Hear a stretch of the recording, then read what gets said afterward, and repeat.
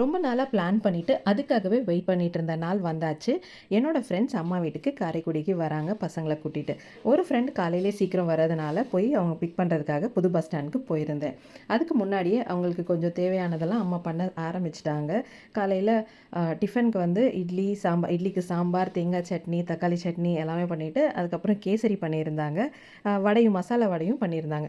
இதெல்லாம் நாங்கள் சாப்பிட்டு முடிச்சுட்டு கடகடன்னு பிள்ளையார்பட்டிக்கும் குன்றக்குடிக்கும் போயிட்டு வந்துட்டோம். ஒரு ஃப்ரெண்டு வந்து அதுக்கப்புறம் தான் வருவாங்க அப்படிங்கிறதுனால கோயிலுக்கு போகிற ஃப்ரெண்டுக்கு மட்டும் முன்னாடியே கூட்டிகிட்டு போயிட்டு வந்துட்டேன். வர வழியில் நாங்கள் நிறைய பொருட்கள் அந்த வீதியில் வச்சுருந்தாங்க விற்கிறதுக்காக. சரி, அதில் இந்த கூடையை வந்து ஃப்ரெண்டுக்கு ரொம்ப பிடிச்சிட்டு வாங்கிட்டு வந்தோம். வாங்கிட்டு சரி ரிட்டர்ன் வரும்போது சந்தைக்கு போகலாம், இன்னும் அவங்களுக்கு மதியத்துக்கு சமைக்கிறதுக்கு கொஞ்சம் வாங்கணும் அப்படின்றதுக்காக இன்றைக்கி திங்கள் சந்தை, அந்த சந்தைக்கும் போயிட்டு வந்தோம்.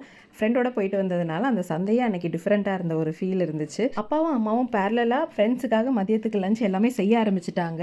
நாங்கள் போகும்போது இறாவும் நண்டு மட்டும் வாங்கிட்டு போனோம். அதுக்கப்புறம் இன்னொரு ஃப்ரெண்டும் ஃபேமிலியோடு வந்தாச்சு. அம்மாவோட ரொம்ப நேரம் உட்காந்து பேசிகிட்டு இருந்தோம். பசங்களும் அவங்களோட விளையாட ஆரம்பிச்சிட்டாங்க. கொஞ்சம் நேரம் கழித்து சாப்பிட ஆரம்பித்தோம். சாப்பிட்றப்ப இலையில எல்லாமே இருந்துச்சு, எக்ஸப்ட் எனக்கு எக்கும் மீனும் மட்டும் இல்லாத ஒரு ஃபீல் இருந்துச்சு. அம்மா 2 பேரையும் பக்கத்தில் வச்சுட்டு ஃப்ரெண்ட்ஸை பக்கத்தில் வச்சுட்டு சாப்பிட சொல்லிட்டு இருந்தாங்க. நான் கூட கொஞ்சம் ஒரு அடி தள்ளி தான் உட்காந்துருந்தேன். ஃப்ரெண்ட்ஸை தான் பக்கத்தில் இறுக்கமாக பிடிச்ச மாதிரி வச்சுட்டு இருந்தாங்க.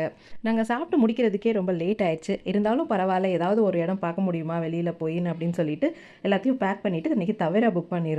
எல்லாரையும் கிளம்பி செட்டிநாடு பேலஸ்க்கு போனோம். நாங்கள் போய் முடிக்கிறதுக்குள்ளேயே அங்கே ஒரு 6 o'clock கிட்ட ஆயிடுச்சு. ஃபோட்டோஸ்லாம் எடுக்கிறதுக்குள்ளே இருட்டிடுச்சு. கொஞ்சம் நேரம் மட்டும் ஃபோட்டோஸ்லாம் எடுத்துட்டு அதோட சரி நாளைக்கு வந்து பார்த்துக்கலான்னு வந்தாச்சு.